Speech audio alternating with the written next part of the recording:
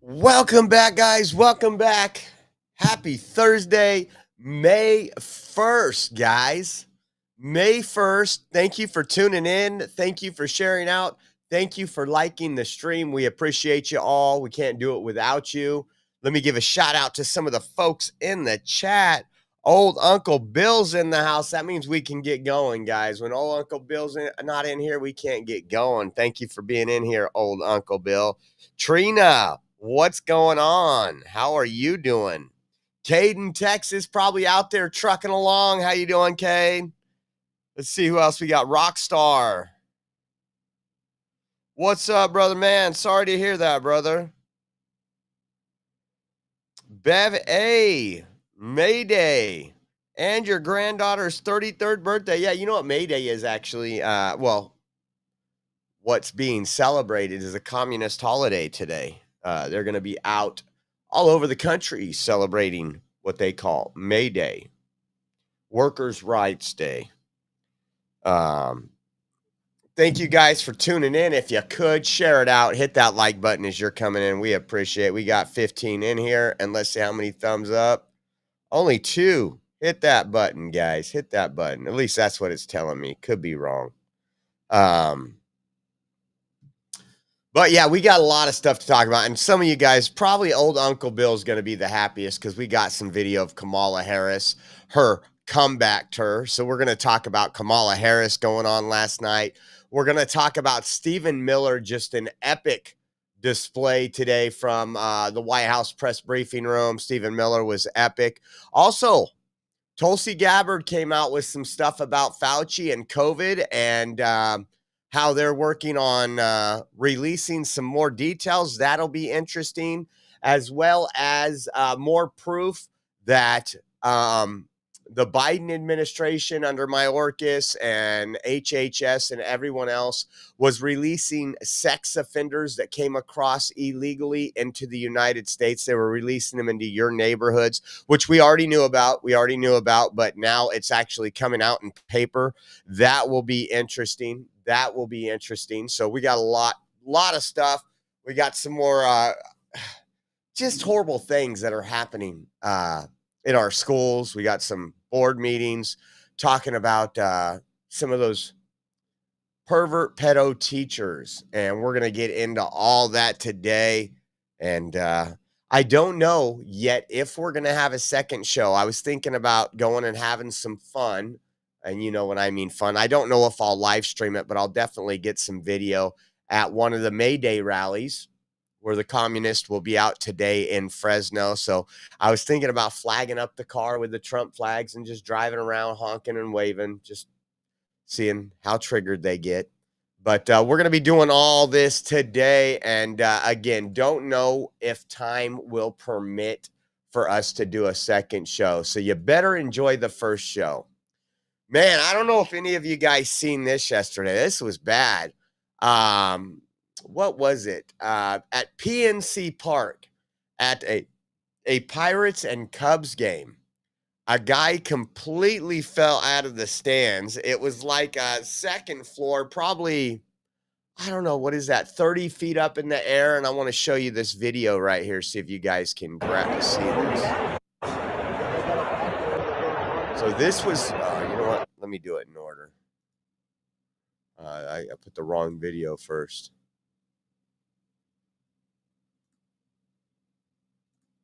Come on. I don't know why it's not coming through clear, but take a look at this. Look where the mouse is. You see where the mouse is up here? So one of the teams just got a hit. And you see that dude, boom, from right here all the way down to the ground. You can watch it again here. Oh. And so I seen this last night. I actually showed my buddy, and there is some stuff on the internet. And again, you know how hard it is to confirm it, but it seems pretty legit that somebody sitting behind him said that the guy was pretty drunk, that the inning before he ripped off his shirt and was pouring a beer down his chest. So A lot of times guys like to drink, especially at ball games. I used to be one of those guys, but this is unfortunate. This was the video of them trying to get him on the stretcher right here.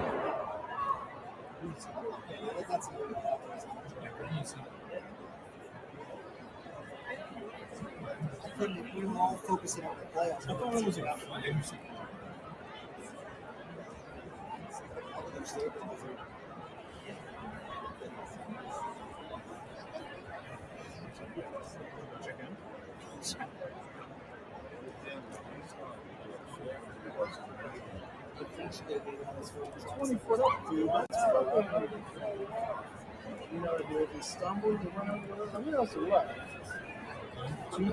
See them there pulling out the cart. There's some other pictures I won't put up on the stream. Let me see if I have the other one here. But now he was out. I will show you this one. It just shows him out on the ground, no shirt, just kind of out there. And again, I did read some comments online. Let me see if it pulls up right here. This was, I'll just read it to you. Again, can't fact check this, don't know, but it sounds legit. It says, I was sitting 5 rows behind him. He was drunk. Inning before, he ripped off his shirt and poured half a beer all over himself.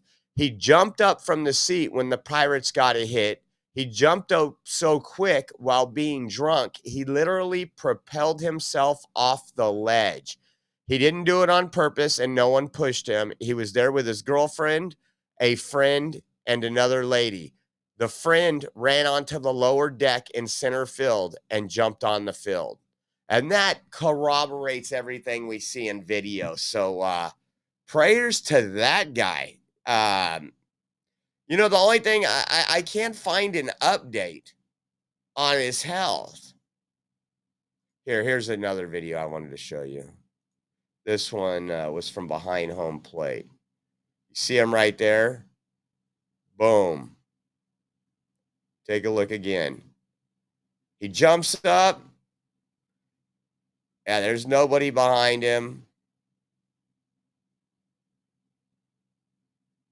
It's almost like he launched himself up. And again, when you're drunk, it's just not always the greatest thing.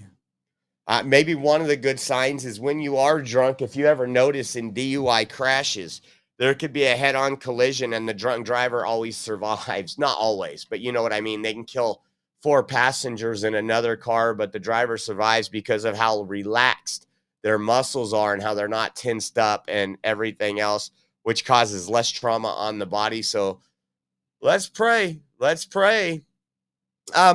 We've been covering a lot of wokeness. We were just in 2 school board meetings over the last couple weeks down south, where you have these groomers and you have these people that, they want pornography in the schools. They want teachers to keep secrets and everything else. Check this out. This was from Libs of TikTok. It says, new documents show Maryland public schools are continuing a taxpayer-funded gender identity program, which instructs teachers to use gender-neutral language in classrooms, such as people with vaginas. And for those in the back, that's women. That's girls. That's females. They're the only ones that have actual vaginas. And some women have penises. No women have penises, guys. Just going to let you know. Not going to happen. It says since 2020, the Maryland Department of Health has received nearly $7 million in grants to run an LGBTQ propaganda program called True You Maryland. This program is reportedly being utilized through 2028. Take a listen. Their gender identity at about 2 years. A taxpayer-funded program targets with a plan to teach children about different gender identities. Patrick Hoff from our Spotlight on Maryland team investigates some of the controversial aspects of the program. Not every woman is able to carry a pregnancy. Some women, again, remember our 3 categories, some women might have a penis and testicles. That was a part of a training for Maryland public school teachers hosted by Planned Parenthood in 2023. How educators learned how to use gender-neutral language in the classroom. Instead of saying women can get periods, what can we say? Folks with uteruses. Come on, Elaine. Elaine had the Wheaties this morning. I like it. Okay. Well, I would actually say people who menstruate, because not everyone with a uterus menstruates. Ooh, I like it. Now, Spotlight on Maryland was able to obtain this video because it's paid for by your taxpayer dollars. The Maryland Department of Health has received about $7 million from the federal government since 2020 to run the True You Maryland program. It distributes these taxpayer dollars to health departments in 6 Maryland rural counties: Allegheny, Dorchester, Somerset, Washington, Wacomico, and Worcester, as well as Johns Hopkins University and the Healthy Teen Network. Documents show the program is scheduled through 2028 and aims to lower birth rates, sexually transmitted infections, and inequities in rural Maryland. A federal grant award states that TrueU oversees 4 unnamed Maryland school districts as they implement something called the Positive Prevention Plus Sex Education Curriculum, which includes lessons about different gender identities. Children start to recognize their gender identity at about 2 years old. This is a teacher training led by Alicia Miller of the Wacomico County Health Department in 2023. The presentation focused on how educators should use Positive Prevention Plus in the classroom. For example, instead of saying boys produce sperm, an educator can say testicles produce sperm. Instead of saying menstruation is when a girl sheds the lining of her uterus, we can say menstruation is when the lining of the uterus sheds. Still, it's unclear which of the rural Maryland school districts participated in these trainings and used the Positive Prevention Plus curriculum.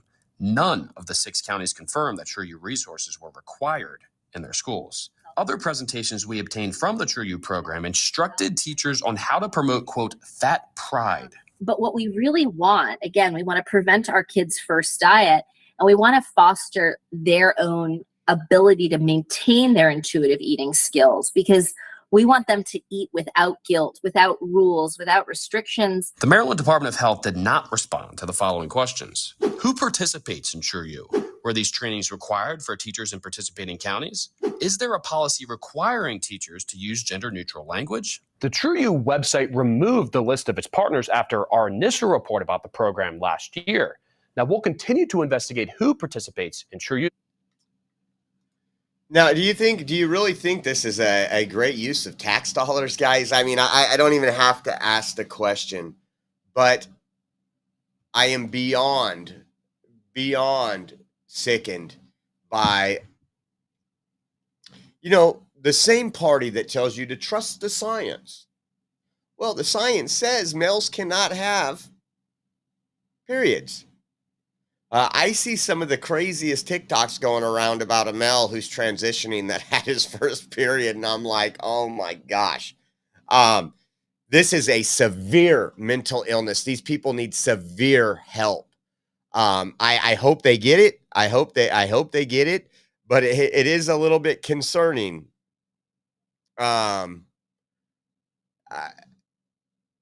This money needs to be pulled. Can you imagine what $7 million can do in Maryland for other things?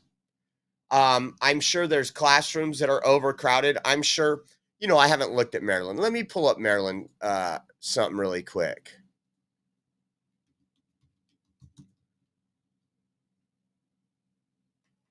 High school test scores.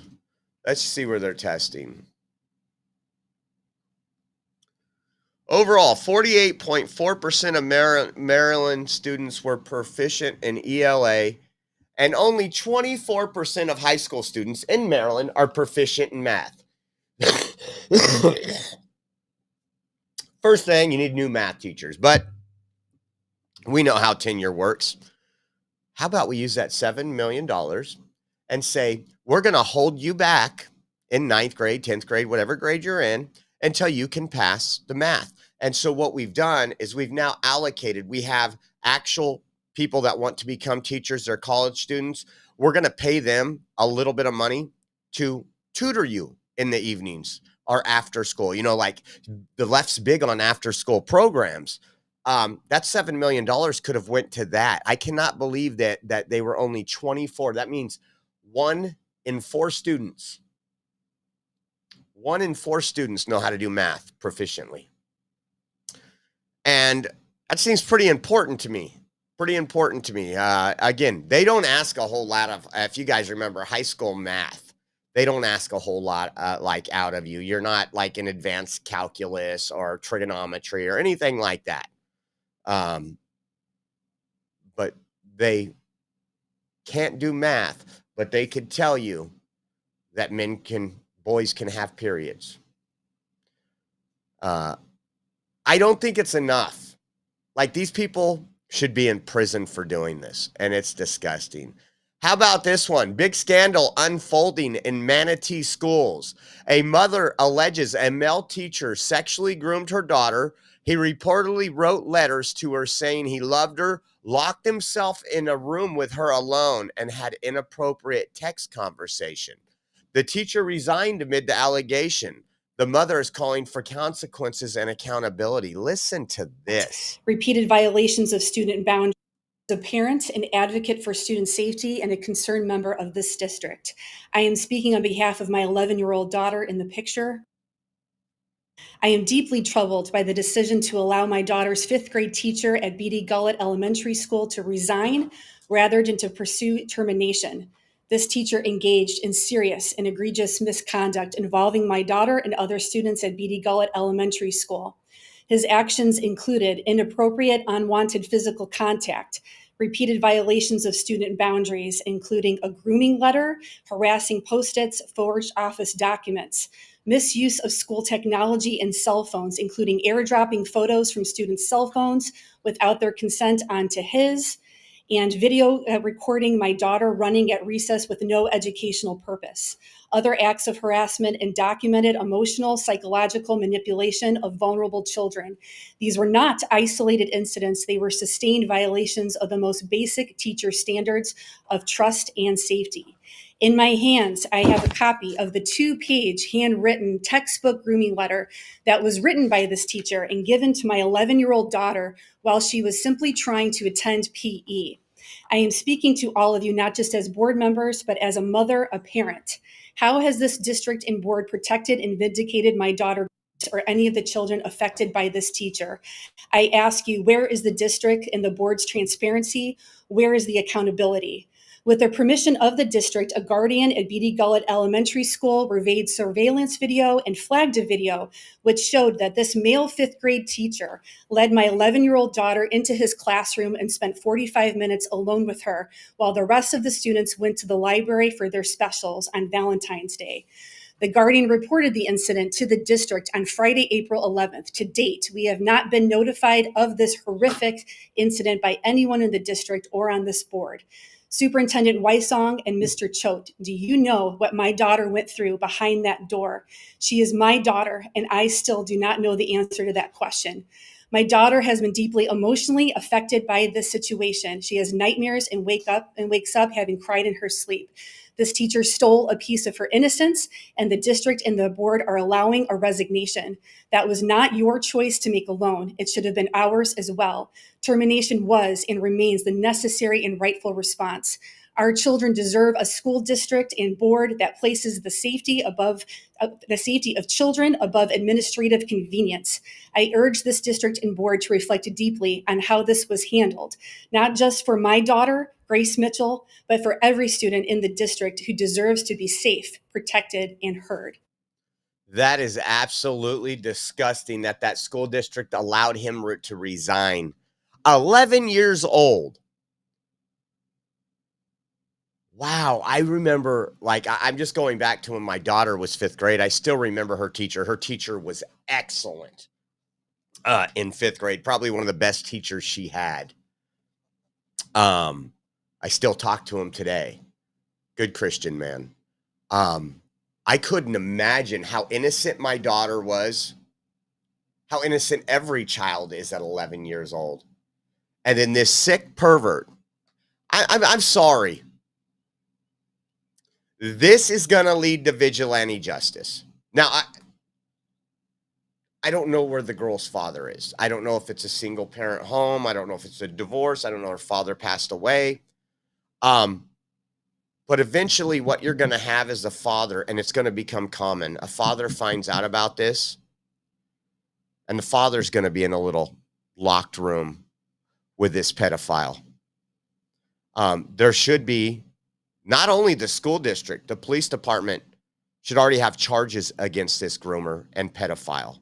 I can't seem to imagine how we just keep going down this path here. And we just, I'm not going to lie to you. It's almost like we've normalized it in this country. We hear about it every day. Every day I play something about this throughout this country. And again, you guys know why I first got into this was because of the kids, because of the school districts, and because all I wanted our kids to do was get a good education and lead a better life than we have led, right? You know, leave the world a better off place for our next generation. And we have gone completely the opposite. I don't know.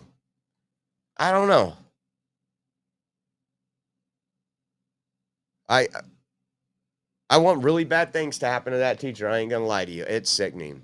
And hey guys, those of you that don't know, again, you guys can, I don't have this pulled up. Let me pull this up. Last night, we had, again, a Rumble premium last night.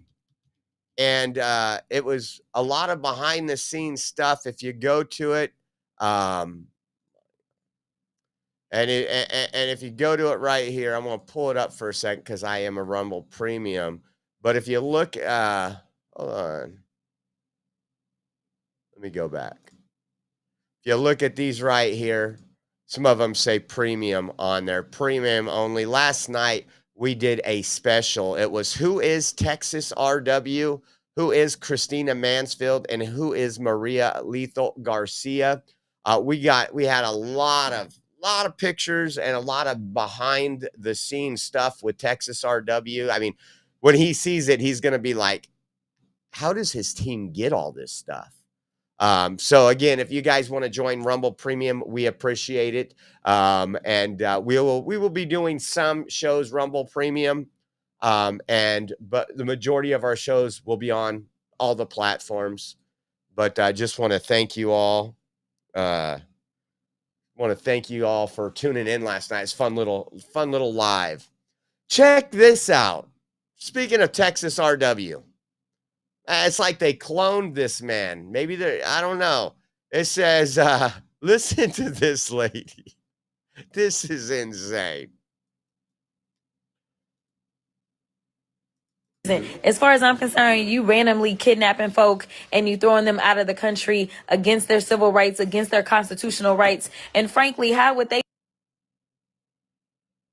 some other country decided that they were going to just start throwing people randomly in our country? Like that is absolutely insane. So yes, all I got to say is y'all need to get these fools out of here. But Deborah, as far as listen to what she says right here. Randomly in our country, like listen. Decided that they were going to just start throwing people randomly in our country. Where has she been? That's exactly. They've emptied their prisons. They've emptied their mental institution. That's how a lot of these folks got in our country. And we got some bad news at the end of the show. We're going to talk about another judge, a judge that was appointed by Trump, saying that it's unlawful to use the Enemy Aliens Act like we are using. It's just absolutely crazy. But I just love when Democrats talk. Her, AOC, Kamala Harris, David Hogg. Like, keep talking. Keep talking. We need you. We need you. Just absolutely insane. What else do we got on the show today? I want you to listen to Chuck. Americans are noticing. Americans are noticing. God, Chucky Schumer goes out in a press conference and talks about how Americans are noticing Trump's, going down in the polls, right? And then literally at the end when he's done, a reporter asked him what a new poll came out and you're one of the lowest rated Democrats. And I just want you to watch this hypocrisy. Watch this. Oh, I love this one. I love this one.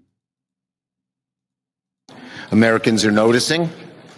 The polls this week show Trump has the lowest 100-day approval rating since they started polling 80 years ago. The lowest.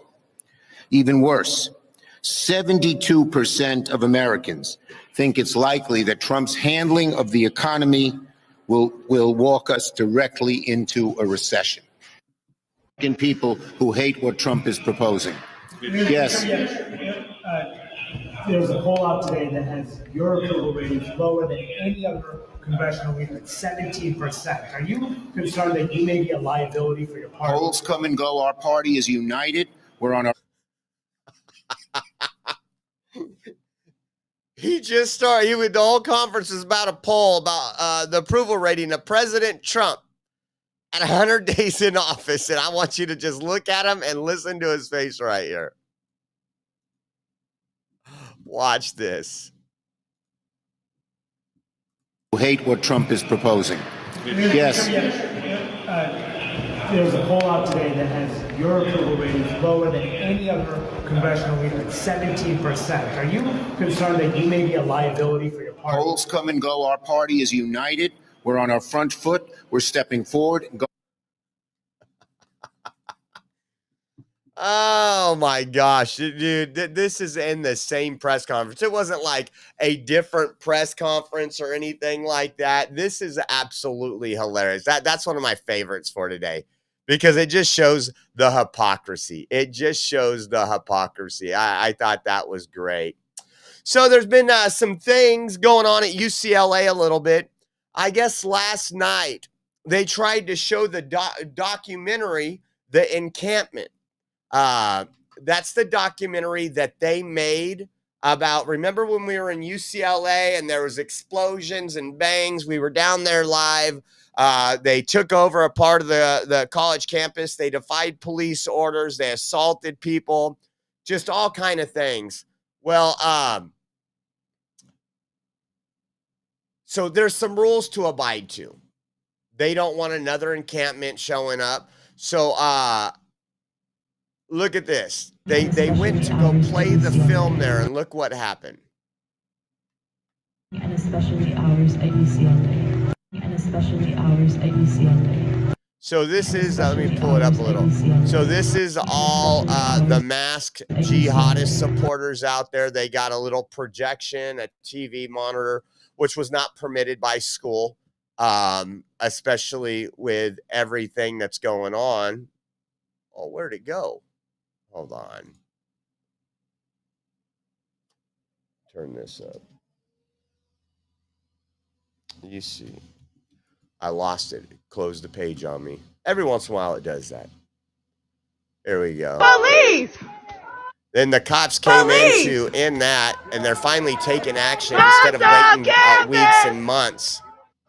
And listen to the protesters. Police! Cops off campus! Cops off campus! Dispose! Divest! We will not talk! We will not... I love it. I really do. Let's see.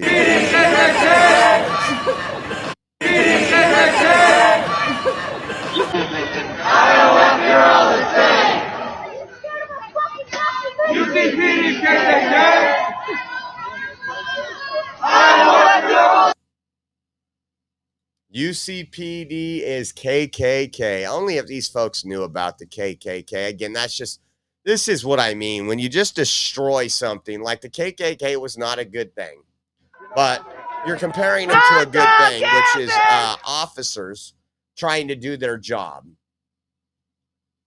And it's just like when they call somebody that wants border security, oh, you're a Nazi. No, you're kind of ruining that word a little bit. What else do we got coming up? This was interesting.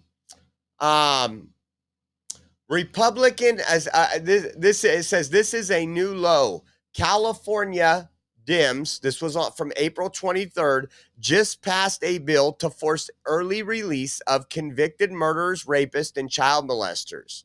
I want you to listen to this, and then there's some more information coming out from today. But this is, again, California It's my understanding in this bill, using indeterminate sentences, so life in prison sentences, are given out only for very serious crimes. Is it right to say that murder would be one of those crimes? It could be. Okay. How about rape? Sexual assault? It could be. What about child molestation or child sex trafficking? I suppose they could be, but again, these will all go through the parole board. Victims would have the opportunity to speak at the parole board, and it will go through the ordinary process that every other case goes through and has gone through. And these are folks that have been deemed eligible for release based upon the rehabilitative work.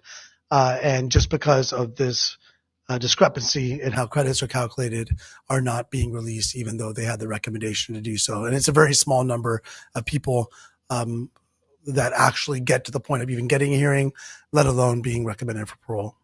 Got it. So let me just clarify. If this bill is passed, it would help convicted felons who engage in murder, rape, and even child sex trafficking to get out of jail sooner than if it wasn't passed. Is that correct?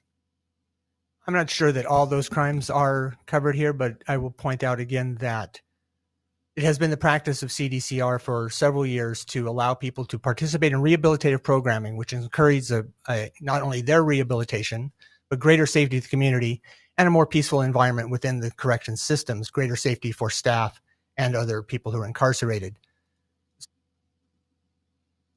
So that was April 23rd, and then there was an update that says Republican Assembly members have been appalled by AB 662 after the bill, Assemblyman Ash Kalra said it could apply to murderers and peoples of child sex trafficking.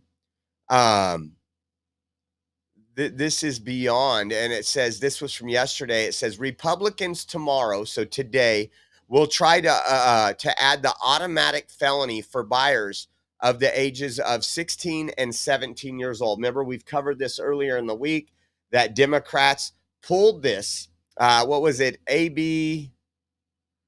Oh, no, that was a different one. That was AB 379. So what they're trying to do on this one, because they know they have a Democrat majority that's going to release all these criminals out, they're going to try to add into AB 622 that it's an automatic felony for people who buy children for sex that are 16 and 17.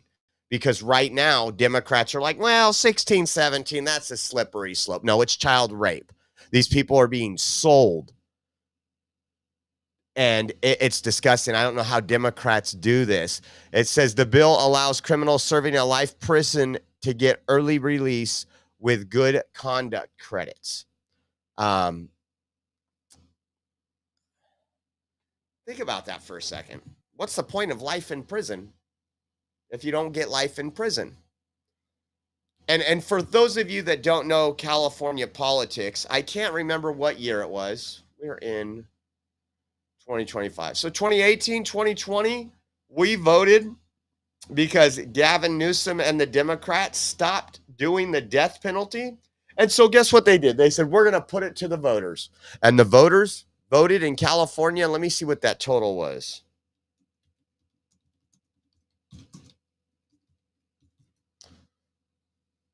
California Prop 62 was repeal the death penalty. That was in 2016. My bad. And let's see what happened. That was on Ballotpedia. Let me see. We did not want to. 53%, 7.2 million people versus 6.3 said no, do not repeal the death penalty. And there's a reason for that, guys. You hear all the time these court cases where someone will plead guilty just so they don't receive the death penalty. They don't want to die. They are sick, twisted individuals. Prison's probably not enough for them. I support the death penalty on violent stuff that, where a jury finds you. I am pro-life for the innocent. That's the way I see it. Pro-life for the innocent. But that was in 2016. Guess what? Since 2016, we haven't executed one person. Because that would be cruel and unusual punishment. How about this one? Washington State Democrats, just right behind California and Washington State. It's this whole left side of the damn country, are facing a $16 billion shortfall. What do you think their solution is? more taxes. And where are they going to hit them? Gas tax. The gas tax is increasing another 6 cents. Take a listen to this. I won't be able to afford it. Yeah, I think what I'm going to try and do is avoid signing a budget. 93.64. Not even 20 gallons of gas pumped. The total for David and $103. I don't know if it's the right time for more taxes. But that's exactly what lawmakers decided, passing a bill to add 6 cents to the 49.4 cents per gallon we already pay. That will bring up a total of 55.4 cents a gallon. How can people afford this? It's getting harder. It really is. Working longer and harder. It's the only way to do it. The tax on diesel fuel would also grow 6 cents over the next 2 years, and both taxes would rise 2% annually from there. What do you say to working families who are looking at it saying, if you sign this, I won't be able to afford it? Yeah, I think what I'm going to try and do is avoid signing a budget that leads to that outcome. The current budget passed to the governor's desk creates $9 billion in revenue from taxes and cuts $7 billion in spending. We're facing a $16 billion shortfall. That's a lot. As I said at the beginning, we can't cut our way out of it, but we can't tax our way out of it. It's got to be some balanced approach. Governor Bob Ferguson tells me he is hearing from consumers and businesses and that he will be studying each of the more than 1,000 pages of this new budget line by line. I think what families want to see is a thoughtful approach. No, actually, what families want to see is cuts. We want Doge to go into Washington. There's a reason. You don't have a revenue problem. You have a spending problem. And we know with Washington, there's a horrible spending problem. And that's not Washington, D.C. That's the state of Washington. That was the governor of the state of Washington. It doesn't do us any good to keep taxing people because I can promise you, California went down this same road. What's our taxes now? Like $1.45 per gallon, $1.53 per gallon is the surcharges and taxes here on a gallon of gas here in California. They're not doing too bad at 60 something cents or 54 cents, whatever it was. But again, you can only take so much until the taking again becomes where you're in California. And again, who does it hurt? Who does it hurt? You think it hurts the well-off people that, what's $5 a week? Or does it hurt the low-income people that you say you care so much about? The middle class that's just trying to get by and have a normal meal, be able to buy their kids' school clothes. That's who you're hurting. And they know that. They know that. It doesn't hurt the rich. It doesn't hurt the well-off. That's all Democrat policies do that. California has been like that forever. California has been like that forever. I thought this was interesting. Alex tweeted this today, and you guys remember Special Agent in Charge Elvis Chan. Elvis Chan was the one that was tied to Twitter files. He was the one out of San Francisco from the FBI that worked directly with Twitter to censor people like me, directly with Facebook, directly with YouTube. This is the one that would convey messages of what tweets to delete, whose account to censor. Excuse me. Still got this. And so Alex tweeted, breaking, FBI Assistant Special Agent in Charge Elvis Chan. I'll pull this up on here. Who is best known for communicating with big tech companies to urge them to censor speech online, has been placed on terminal leave and has not accessed his agency device for over a month. I voted for this. Hopefully this is just the beginning. Hopefully this is just the beginning. Everybody that Agent Chan censored, everybody that these tech companies censored should be re-established online with an apology. I think, and I realize we've got a lot going on in the administration, but I do believe that is something this administration needs to tackle. So that's good news, though. Getting out the bad folks. Now, here's the part that old Uncle Bill's been waiting for, guys. Yeah, that's right. 108 watching right now and only 41 likes. Hit that like button, guys, if you would. Take a look at this. Man. To be. Hold on. So Kamala Harris came out yesterday from behind the crevices, and boy, did we dodge a bullet. I want you to listen to this. We got a couple different clips, and I just want you to know they literally charge $25 per person to watch this on a live stream. Yeah, I'm not joking. Here we go. Everyone! Hi, everyone. Hi. Oh, it's good to be home. Thank you. Oh, hi, I'm Andrea. Hi, everyone. Thank you all. Thank you. Thank you. And Dougie's here, too. Oh, Dougie Fresh. The white Dougie Please Fresh. have a seat. Please have a seat. Oh, it's wonderful to be home. And thank you all. Thank you, thank you, thank you, thank you. Oh, in 20 years, Andrea. My goodness. I mean, your babies are grown. Good evening, everyone. Thank you for supporting Emerge. Thank you for supporting Emerge. It is so wonderful to be home and to be back with all the leaders who are here and to celebrate this extraordinary organization, which is an organization of so many exceptional leaders, those who found the courage to run for office and those who support them. Emerge, I will say something you know, throughout my entire career.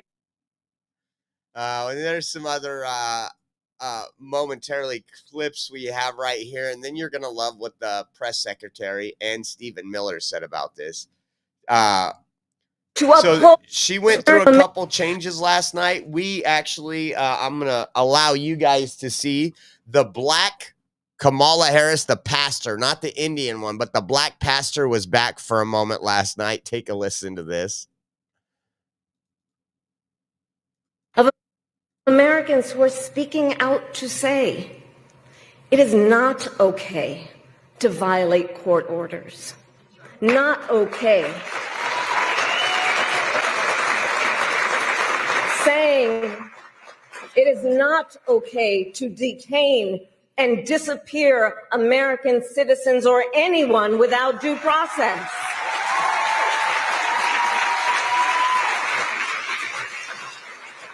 The courage of judges to uphold the rule of law in the face of those who would jail them. Of universities that are defying unconstitutional demands that threaten the pursuit of truth and academic independence.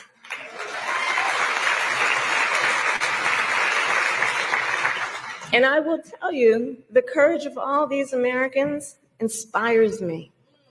Inspires you. Now, pardon my language, but this bitch was the border czar. Every day we're having, and we're going to bring it up today, we have child rapists, child murderers that she allowed, along with Biden and Mayorkas, to come into this country. Sexual predators, violent sexual predators into this country. There was no due process then, and there will be no due process when we ship them out. I'm done with the due process. I am done with it. We have this one here. This was, she got a little angry and screamed a little bit. Take a listen. It belongs to we the people. Is ours. It doesn't belong to whoever is in the White House. It belongs to you. It belongs to us. It belongs to we the people. Well, it does belong to American citizens, and those American citizens who voted, voted all 7 swing states against you. And again, there's a special place in hell and prison for this bitch. But I love it. And then she went off on this to just take a listen to this word salad. There is one thing that Trump is very good at, and some people don't like Trump's way of speaking. I was in business for a long time, And people say, oh, he was not a businessman. I can tell you there's a lot of people like Trump in business. And I think people understand Trump. But listen to this. In fact, please allow me, friends, to digress for a moment. Okay. It's kind of dark in here, but I'm asking for a show of hands. Who saw that video from a couple of weeks ago? The one of the elephants at the San Diego Zoo during the earthquake? Google it if you've not seen it. So that scene has been on my mind. Everybody's asking me what you've been thinking about these days. Well,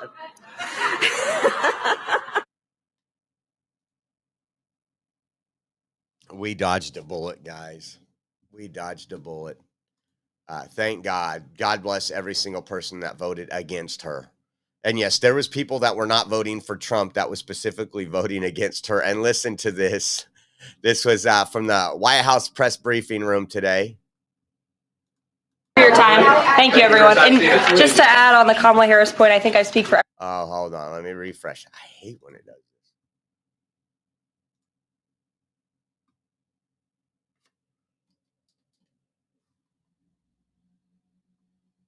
Here we go. Thank you for your time. Thank you, everyone. And just to add on the Kamala Harris point, I think. Thank you for your time.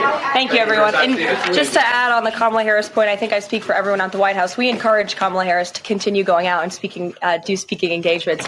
You'll hear from the president at 11 o'clock. See you guys later. We encourage Kamala Harris to keep going out and speaking at engagements. They know, guys. America knows. Democrats knows.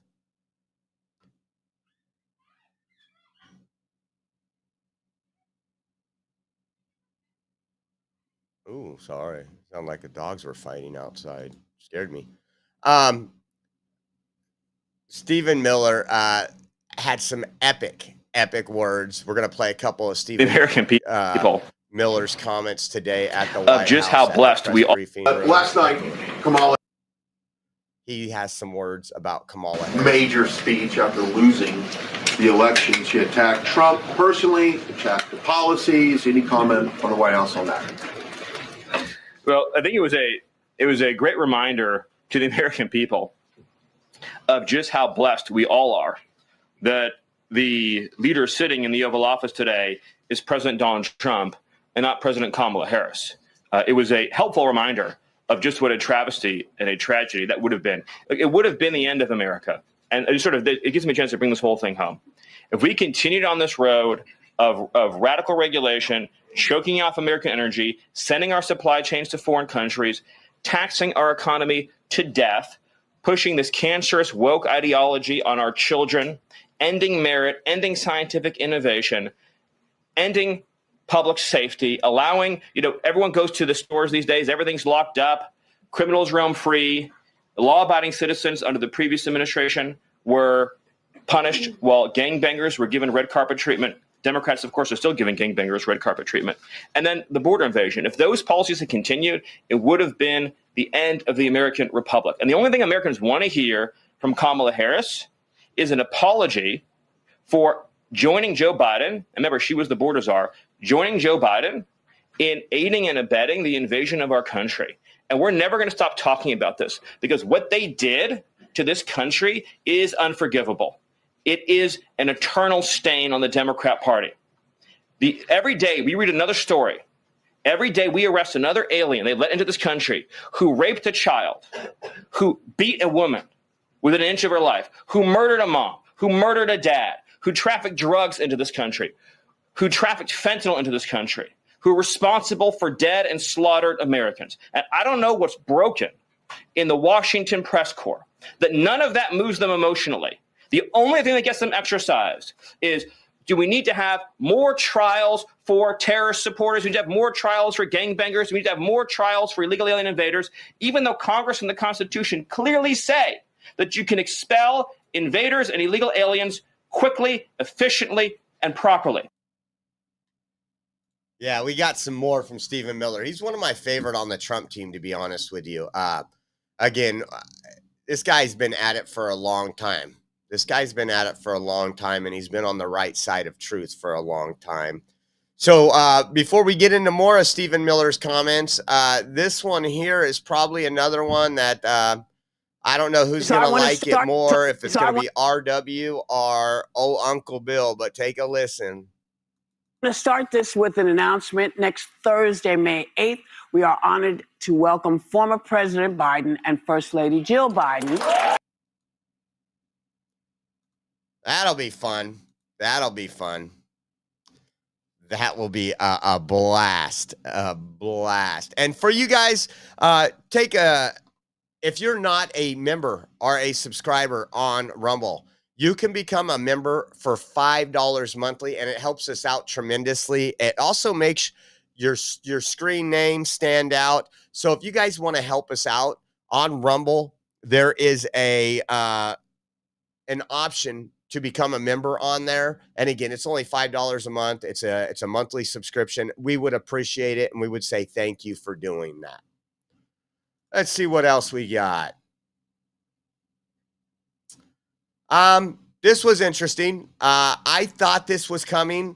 Again, there's been a lot of talk in the administration. If you remember, Laura Loomer did some really good hit pieces on Mike Waltz and the people he was putting in charge. Well, Mike Waltz is out the door as Trump's national security advisor. Take a listen to this. All right, there's a breaking news that happened in the commercial break. So what you're looking at photographs right now of Michael Waltz. He is the president's national security advisor, except for we just got news that he is going to be leaving the administration along with his deputy, Alex Wong. Of course, if you might remember the story of Signalgate. I don't know if that's for a particular reason, but there was some consternation among some people about Mike Waltz, who you might remember was a congressman, Green Beret, a long history and career in foreign policy. And I believe. So he's gone. I'm not sad. I thought this would be coming. He's the one that fessed up to adding that reporter to that Signal chat about a month ago. And then Laura Loomer came out with some of the people he was putting in there. Trump went in there and fired like 2 of them. So I think they have been working on this removal of Mike Waltz for a couple weeks now. So back to Stephen Miller. Listen to this at the press conference. I love what he says. Inflation, I love how he just calls it out like it is. And take a listen to this, because, again, they're talking about GDP. They're not talking about the major investments into the United States, record investments since Trump's taken office. Listen to this. Inflation, as you would acknowledge, is down substantially. Gas prices are down substantially. The new GDP report showed a 22% record increase in investment in the United States of America. So all of the, and don't even, egg prices, of course, which was all you guys talked about for a few days, I think are down like 80%. The reality is that we can either surrender economically to China, or we can reclaim and reshore our manufacturing base and our industrial needs. And it's not just China. In the event of any national emergency, this is the president's first duty as commander-in-chief. In the event of any national emergency, we cannot be reliant on foreign countries for steel, aluminum, energy, technology, any of the essential components that we need to keep this country running. He is fulfilling his duty as commander-in-chief that every president before him had failed to fulfill or even actively betrayed. And despite inheriting all of this, as I mentioned, inflation down, jobs up, and particularly, by the way, jobs for American workers. So for the first time, you look at these jobs reports, the government workers are going down, which artificially, of course, increased previous job totals. The employment of non-citizens is going down. The employment of American citizens is exploding. Remember, all the job gains during the Biden administration, so-called gains, on net were for foreign workers. So if you look at the stock of American workers over his whole administration, they lost jobs on net. So if you're an American worker, you lived through 4 years of a Biden depression. That was the economic reality that now the President Trump is rescuing. And again, if you make your product in America, there's no tariff. And as we develop advanced manufacturing techniques, increased AI, increased robotics, it'll be cheaper and cheaper and cheaper to manufacture in America. He is absolutely right. I was watching a report this morning on the news where it was talking about the unemployment numbers, and over half the unemployment numbers. This was great news. Over half the unemployment numbers in Trump's first 100 day in office was taxpayer funded federal employees. Now, that's probably not enough, I know, but what a great start. What a great start. And he even calls out Inflation, the media. as you would acknowledge. I think this is going to be very interesting because, again, under Biden, think about that. If you were an American-born citizen, we were in a recession. All those jobs went to foreigners. That's crazy how that works. It's such an America last policy under Democrats. And that's not talked about by the mainstream media. That's never talked about. Listen to him here. Listen to him here. This is epic too. And the Democrat Party's policy of allowing men into women's sports, men into women's spaces. We are using every single legal and financial tool we have at President Trump's direction to make it clear that schools and universities are and will lose federal funds, as you've seen in Maine, if you allow men to invade women's sports and women's spaces. And this applies to our whole K through 12 system. The Department of Justice is also coordinating with state and local law enforcement to fight child abuse in our school systems. It is child abuse to change a child's gender, particularly if you do not inform the parents. In other words, if a 5-year-old or a 6-year-old goes to school, or a 7-year-old goes to school, and the teacher tries to turn the boy into a girl or the girl into a boy, that is child abuse. And this administration is treating that as child abuse. And it is a gross violation of parental rights. This also includes the administration's message to our hospital systems that they cannot and will not be allowed to use taxpayer dollars to perform chemical castrations and sexual mutilations of children. Castration surgeries, castration drugs, sterilization treatments of children are barbaric. They violate all sound medical ethics. They are completely unwarranted. They harm children for life irreversibly. It is child torture. It is child abuse. It is medical malpractice. And so the Department of Health and Human Services, under the leadership. Isn't it so great to hear this coming from our administration? After all we heard before is we're working on affirming this mental illness. We're working on mutilating these young children. And now you have an administration that says this is absolutely whacked, folks. You are child abusers, and that is the truth. Of Bobby Kennedy, as well as the Department of Justice and other departments of this government, are making clear to our medical providers and our hospital systems that you cannot use taxpayer dollars to perform these barbaric procedures on America's children. And HHS has systematically eliminated all of the junk, fake science that was produced under the Biden administration, promoting sex changes on children, promoting the idea of sterilizing children. That's been cleaned out, that's been removed, and new guidance is being issued to doctors and hospitals advising them that they cannot perform these horrifying procedures, these irreversible procedures on our nation's children. We are also making clear in our prison system, male prisoners will not be allowed into women's prisons. The Biden administration promoted prison rape by putting men into female prisons. That is obviously insane, cruel, and unacceptable. And even though the Democrat Party and Hakeem Jeffries and the Democrat media continue to fight to put men into women's prisons, this administration will not allow that. And will not allow men as well in our K through 12 system into women's private spaces and restrooms. We have seen horrifying example after example of young girls being sexually assaulted because school districts have allowed men into women's and girls' private spaces. This administration, President Trump, is at the forefront of protecting women and protecting girls. And nowhere is that clearer than when we are talking about fighting radical gender ideology. This administration is also fighting to get critical race theory out of our school districts. Children will be taught to love America. Children will be taught to be patriots. Children will be taught civic values for schools that want federal taxpayer funding. Absolutely epic. And that is so true. I know many of you, I'm 46 years old right now. When we went to school and I've said this a million times, didn't matter your skin color, how tall you were, what color hair you had, how your teeth looked. You could be anything you wanted. There was so much opportunity, and we have changed that education system based on color and race. And now they teach people that are darker than me that, oh, you can't do this without a handout.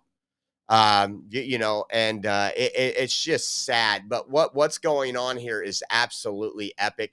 This is coming from the White House, folks. These are all things that we weren't sure if we were ever going to see again. We didn't know how this was going to turn out. And listen to him here. I love this. But we have demonstrated through clear. This administration has opened investigations into universities across the country for violating. We talk a lot about Supreme Court rulings. Universities across this country are in plain and direct violation of the Supreme Court's ruling that affirmative action, as in racial quotas and set-asides, are illegal. Students must be admitted to universities on a color-blind basis. But we have demonstrated through clear evidence that our university system, including our medical schools, and perhaps particularly our medical schools, are engaging in race-based discrimination, racial set-asides, racial quota schemes, and other efforts to evade the Supreme Court's ruling, and again, the plain text of federal statute. So universities are on notice, and universities are already facing the financial consequences of their noncompliance with federal law. The clearest example that we're all familiar with, of course, being Harvard, which is engaged in repeat, systemic, and sustained violations of federal civil rights law. That's just epic. That is just epic. And old Uncle Bill, thank you so much for your Zelle donation. Appreciate you. Thank you for the support. Again, we are at the beginning of the month right now, so you know what that means. All the bills got to be paid this week, in the next 7 days. So we appreciate all your support, your donations to keep the lights on, the data active, and keep us traveling. So thank you very much, old Uncle Bill. How about this one? When he calls out the media. Is this it? No, that isn't it. Maybe I don't have the one where he calls out the media. All right, we'll move on. So today, the National Day of Prayer over at the White House. I want you to listen to Trump. Something else we didn't hear in the last administration, which is very refreshing to hear. And then we also have Dr. Phil saying something. And I hear this more and more. Again, I don't hang out with Trump, but I do talk to a lot of people that are on the inside. And when we travel, I get to hang out and have dinner with folks that are with Trump quite a bit. But let's listen to what Trump said. 150. Today, as the American people turn to God in prayer, we continue a tradition older than our independence itself. Nearly 250 years ago, on June 12, 1775, the Continental Congress appointed a day of fasting and prayer so that Americans fighting for their liberty could seek the help of the Almighty. And when you look at that, June 12th, 1775. So we have a very, very special day coming up. Today, as the American people turn to God. Isn't that amazing to have the leader of the free world? And he's telling us this country needs to get back to God. He's telling us that in order for this nation to survive, we got to be a faithful nation. And I know there's a lot of people that support Trump that don't believe in God. You know, they try to paint all Republicans the same, and we're so different. But there's a lot of people that take his influence. And I think that's great. Listen to what Dr. Phil said. And God bless. You know, I've sat with President Trump with no cameras around, nobody listening, nobody watching. And I'm telling you, this is a man of deep faith, a man of deep conviction. And this is a man that wants this country to have a heart and have religion. And God bless America for giving us President Donald Trump. And When nobody's listening and nobody's looking, this man cares about every single person in America, independent of race, color, creed, whatever. And it comes from the heart with him. And I am proud to call him my president. And God bless you, Mr. President. I think that's just epic. That's the stories that you hear when you go to these events and stuff, and there's speakers and stuff, and you're backstage talking to speakers, and they're talking about their interaction with Trump. I mean, and a lot of people will also say he's the funniest guy I've ever been around. The guy cracks jokes all the time, but they also say he's a kind and compassionate man. And they'll sit there and say he's nothing like the guy you see on TV. Nothing like the guy you see on TV or what the media has made him out to be. And that's what we need. That's what we need in this country, is putting God first. And so I tell you right now, that's the only thing that's going to save this country at this point. I mean, we are the radical stuff the left wants us to do with our children, with everything else, is disgusting. Now, check this out. I thought this was absolutely extremely interesting. This is going to unfold into some stuff. Take a listen to the Tulsi Gabbard, and I want you to read between the lines on some of this stuff, and we'll talk about it. She was on the Megyn Kelly show.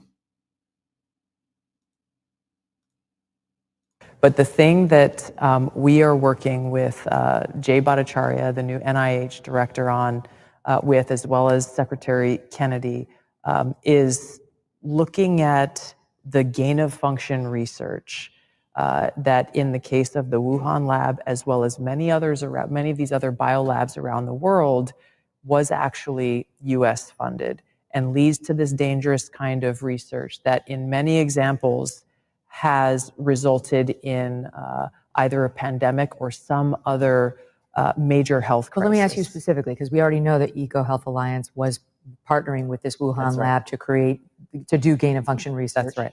We just have never been able to have somebody say, it was that exact experiment that led to this COVID bug. But have we gotten there? What's the new thing that you're digging in on? We are working on that with Jay Bhattacharya, and look forward to being able to share that hopefully very soon. Okay. That specific link, correct, between the gain of function research and what we saw with COVID-19. I mean, that would be extraordinary, because just so the audience knows, if that's true, if it was Peter Daszak's research with the Wuhan so-called bat lady that caused this pandemic, then we did fund it. Then Anthony Fauci helped fund the pandemic. The thing that he denied over and over and over to Senator Rand Paul's questioning. That's right. Under oath.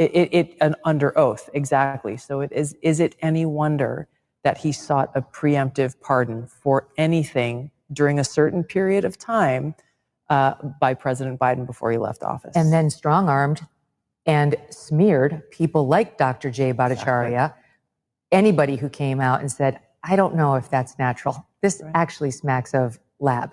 And the reason why this is so important is not just what happened in the past. It's because this gain of function research is happening in biolabs around the world.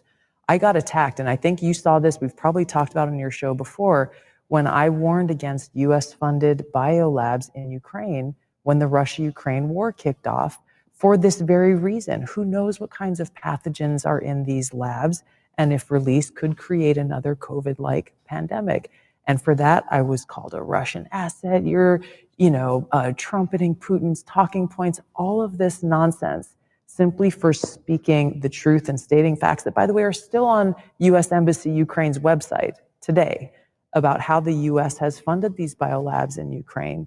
But my point is, in order to prevent another COVID-like pandemic or another major health incident that could affect us in the world, we have to end this gain of function research and provide the evidence that shows exactly why and how it's in our best interest.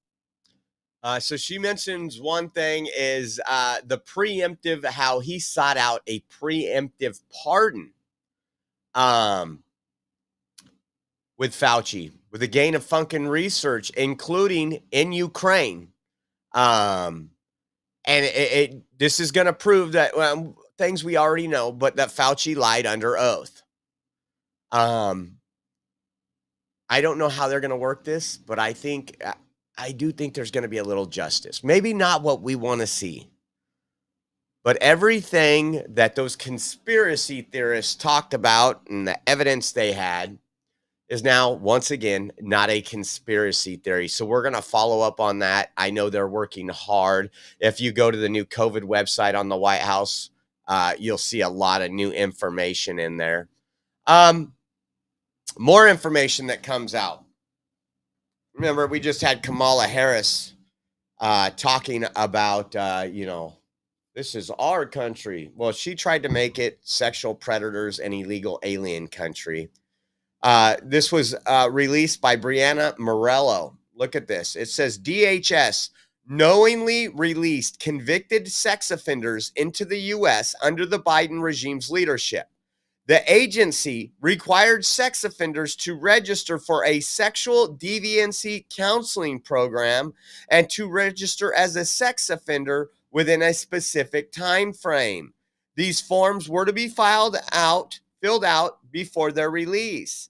This information was only obtained, this is Brianna speaking, I was only obtained after I sued TSA for failing to comply with my FOIA request. The Biden regime lied and said these documents did not exist, but the Trump administration has since turned them over. This is insane. Look at these documents. See if it'll pull it up. The name, the file number, the illegal alien signature says that you do not associate all these things that they had to do and sign because our government was allowing violent, convicted sex offenders into your neighborhoods. Think about that for a second. They come in illegally, and a lot of them we didn't have information on. But the ones we did have information on, and we found that they were violent murderers or sex offenders, they released them into our neighborhoods, folks. We told you this was going on. We showed you these people coming over. And think about that. While they were saying crime is going down, crime is at record lows, which was an absolute lie, they were letting these criminals in. I don't know what it is with Democrats. And like, if you're part of the Democrat Party, you need to step away to independent or something. Because there is so much evidence that those conspiracy theories about Democrats and pedophilia and everything else. Well, let's talk about this one. Democrats working with illegals to traffic children for sex. This is from Libs of TikTok. It says, meet former failed candidate for Georgia State House, Carl Sprayberry, a Democrat, who was arrested and charged with human trafficking. 3 people who have ICE holds were also arrested as part of the the operation. Let me pull this up. Look at this. So this person, sex trafficking, and then illegal alien crimes. Muskogee County, Georgia, a 4-day proactive online undercover investigation resulted in the arrest of 19 people on numerous charges, including human trafficking charges. 3 have an immigration detainer holds, and all 3 of those, again, were arrested at the same time as this failed candidate, Carl Sprayberry, a Democrat. There's so many things here. Again, we can't just say, oh, it's a coincidence. We know when it seems like a coincidence what it really is.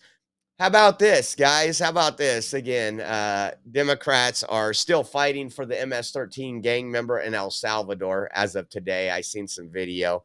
Oh, we actually got a funny video we'll show you of one of the jihadists.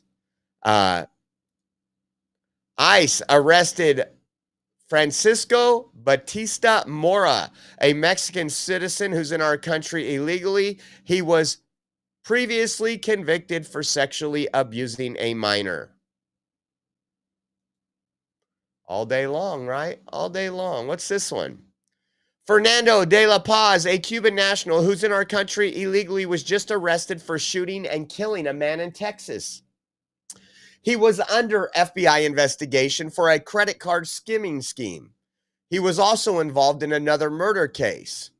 He wasn't deported despite ICE lodging 2 requests. In 2019, a judge ordered him removed to Cuba, but Cuba refused to accept him. So what do? Oh, well, he's got to be deported. They just let him back out on our streets, guys. And then take a look at this one. Another one. This one's crazy. Oh, this is the jihadist. Listen to this. Congresswoman Omar, I'm Miles Morrell with the Daily Caller News Foundation. Do you think more of your Democratic colleagues should be traveling to Hold on, let me refresh that. I love this question. Do you think more of your colleagues should be traveling to El Salvador? Listen to what she says. Omar, I'm Miles Morrell with the Daily Caller News Foundation. Do you think more of your Democratic colleagues should be traveling to El Salvador to advocate on behalf of Rodrigo Garcia? I think you should fuck off. Yeah, that's I'm sorry, what? Congresswoman? Fuck off. Who should? You. Why me?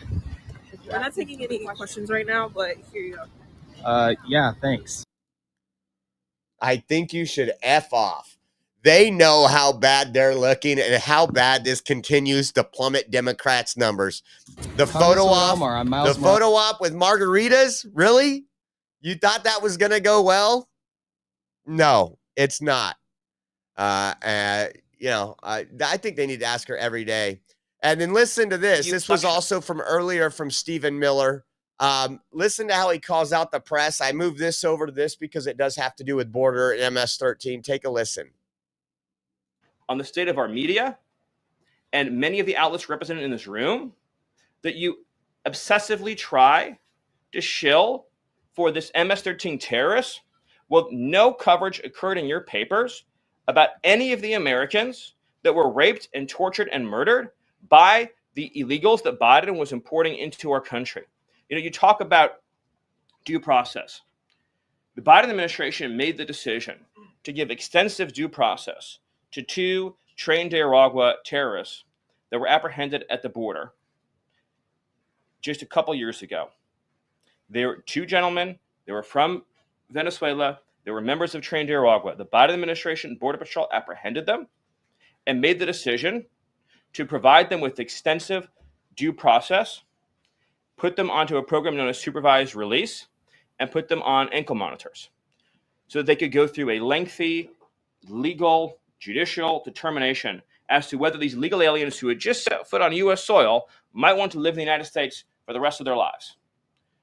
What was the result of that decision? What was the result of that choice that was made?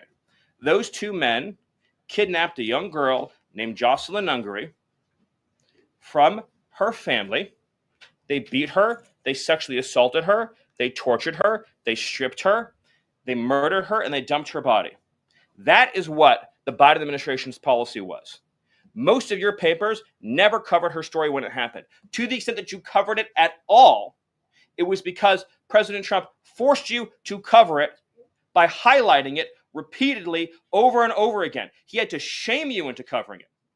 And each and every one of you that sides over and over again with these MS-13 terrorists, to the extent that you have the financial means to do so, you all choose to live in condos or homes or houses as far away from these kinds of gangbangers as you possibly can. If I offered any one of you a rent-free home with no taxes to pay in any of these gang neighborhoods, and I said your neighbors are MS-13 terrorists or Mexican mafia or Sinaloa cartel or trained Nicaragua, I couldn't pay you to live there. But yet you, with your coverage, are trying to force innocent Americans to have these people as their neighbors, and that one day their daughter may be abducted from their home and raped and murdered. So you're not going to get an ounce of sympathy from this administration or President Trump for the terrorists who've invaded our homes and our country. That was excellent. Calling out the media. You didn't cover this. You wouldn't live next to them. You guys live in your nice little condos away from all this. Beautifully well done, well stated. Again, they are just a propaganda arm of the Democrat Party. Check this out. The bull a gym tank. Here we go. Another one, guys. Another one. This is an article. Take a look. Time when the door opened. Video appears to capture 36-year-old Andres Fernandez de la Paz shooting once Screams followed. He tried to kick the door back open, then ran off to leave in his purple Maserati. The bullet hit 34-year-old Edieski Incencio Pinero in the chest, a father and husband who died at the hospital after being shot in front of his own family. His wife calls him a wonderful person. She doesn't have any bad memories of him and says he was a good father and friend. It's a difficult situation, she says. Fernandez de la Paz is her ex-brother-in-law, who, according to court records, threatened to kill the family and flee to Mexico. He allegedly shot 2 men and killed one of them in the past, but records show prosecutors dismissed that murder case in 2017, citing self-defense issues. And since 2022, a law enforcement source tells KPRC2 News Fernandez de la Paz has been leading a credit card skimming operation across Texas. Arrested in 2023, Sour Lake, Texas police confirm they caught him with skimming devices during a traffic stop after he placed one at a gas pump. Days later, sources say the FBI took over the investigation, but no federal charges got filed. Then last fall, captured in this surveillance image at a retail chain. A source says he was caught using stolen credit card information to buy high-dollar items through the store's app, landing him in the Fort Bend County Jail. He got released both times when records show Fernandez de la Paz had an ICE detainer. He's been in the country illegally since 2016, was ordered removed in 2019, and ICE tells KPRC2 News in a statement the Cuban government refused to accept his return at that time, preventing ICE from carrying out his removal. Wearing a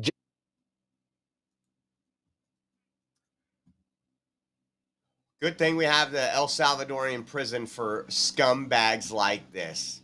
Again, we could spend a 3-hour, 4-hour show a day just telling you what's going on across this world, across this country, with illegal alien criminals, and it's disgusting. It's sad. I like the next one coming up right here. So we covered, what was it, 2 days ago, that ICE and law enforcement was going to arrest somebody, and he went up and hid in a tree. Well, Trump's team, Rapid Response 47, took a look at that. It says they put a little a blurb out: "You can run, but you can't hide." Listen. Facing a ICE officials say the 29-year-old is in the country illegally, facing a federal criminal charge after re-entering the country after being deported in 2013. After being in the tree for 9 hours, the man eventually came down and was taken into custody. Homeland Security says there was a warrant out for his arrest, and during a traffic stop, he ran away from his car, then scaled the tree. You can run, but you can't hide. I love that. I love the way they troll the left. It's just facts. Now, we talked about this earlier. Breaking: a federal judge has barred the Trump administration from deporting any Venezuelans from South Texas under an 18th century wartime law. Again, that's the Alien Enemies Act. And then CNN also reported this. In its first of its kind ruling, a Trump-appointed judge says the president's use of the Alien Enemies Act to speed deportations is unlawful. Why do these people want these criminals in this country so bad? Like, they are literally working together hand in hand to make your communities less safe. Let me see if there's a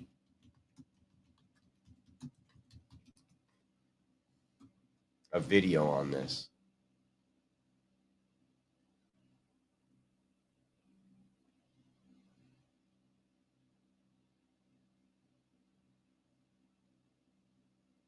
Politico.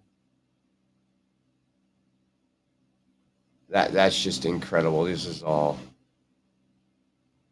a lot of pictures of the judge, but no part of Trump-appointed federal judge ruling as to why he says invocation of the Enemy Aliens Act was unlawful. He says there is no invasion or predatory incursion to warrant, writing in part, the Trump proclamation makes no difference.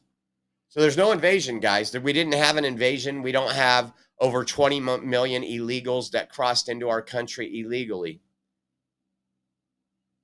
This is the stuff that should make us all sick. All sick. Let me see if anything else has popped up new before we cut out. Let's see. Come on.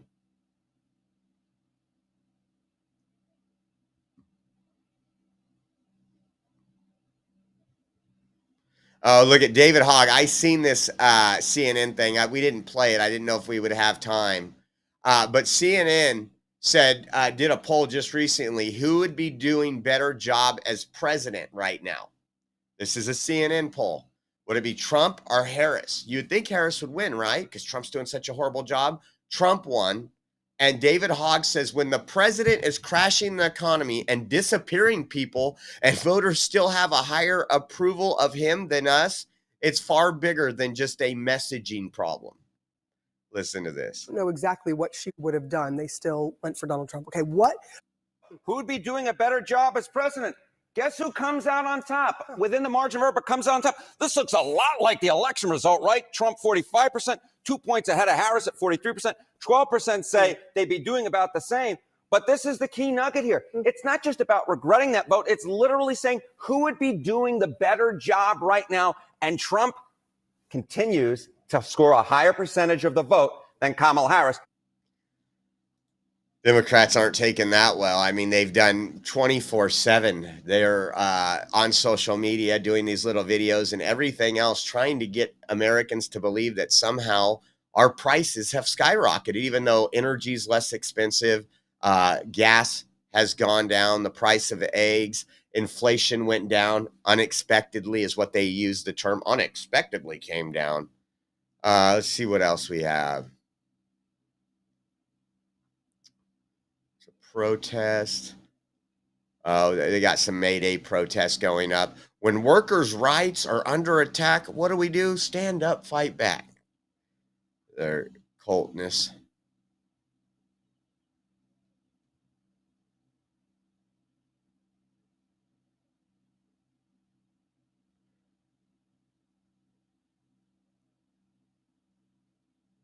Oh, so Donald Trump came out with this. We talked about Mike Waltz. It says, I am pleased to announce that I will be nominating Mike Waltz to be the next United States ambassador to the United Nations. From his time in uniform on the battlefield in Congress as my national security advisor, Mike Waltz has worked hard to put our nation's interests first. I know he will do the same for his new role. In the interim, Secretary of State Marco Rubio will serve as national security advisor while continuing his strong leadership at the State Department. Together, we will continue to fight tirelessly to make America and the world safe again. Thank you for your attention in this matter. I don't think I expected that. I don't think a lot of people expected that. Let's see what else.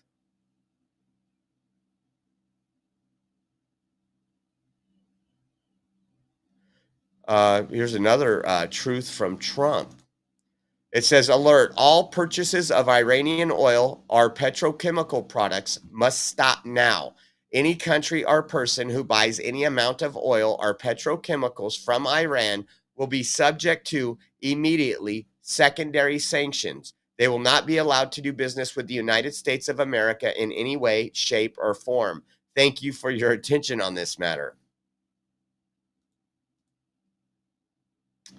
Let's see.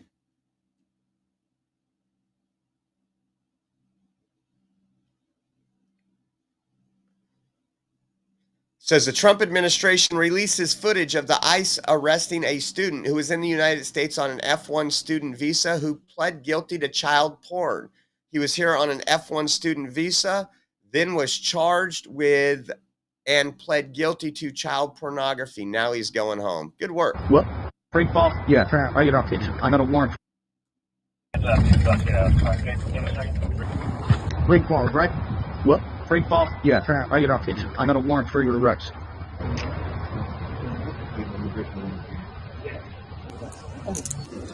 Democrats will defend this guy. All right.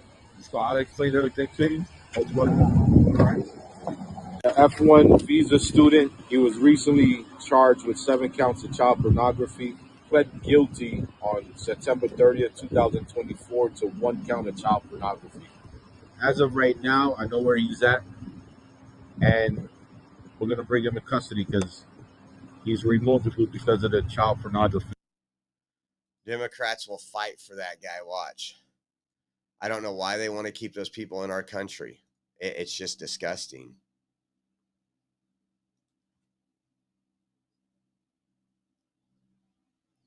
Let's see. This is the May Day rally in Los Angeles.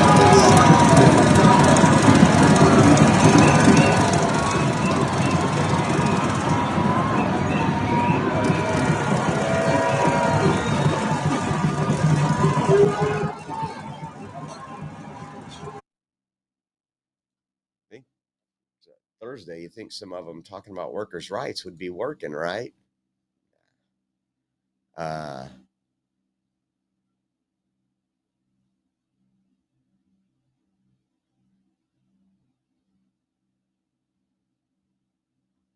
See if there's anything else.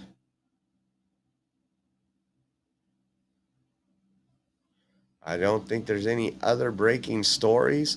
And again, I don't think we're going to do an afternoon stream. I'm going to go troll some of the Maydayers here in Fresno, probably flag up the vehicle and head out there. And I don't think I'll be live for it. I might get some video for X, but just have a little fun. And then Caden's got some T-ball pictures tonight.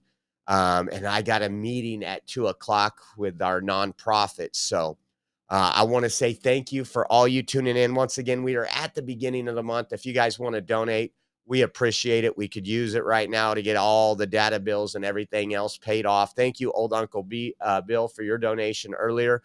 If you guys do want to help us out, it's Venmo at Oreo Josh, Cash App, $Oreo Army, givesendgo.com/Oreo 2024. And then we also have our Zelle link on our website. If you haven't went to our website, go to theoreoexpress.com. There's a donate now button, and there's links to donate to us. We appreciate you. We can't do it without you guys, and we will see you guys soon. Might have a later stream, just not too positive yet. So just make sure you have your notifications on. We will see you guys soon. God bless.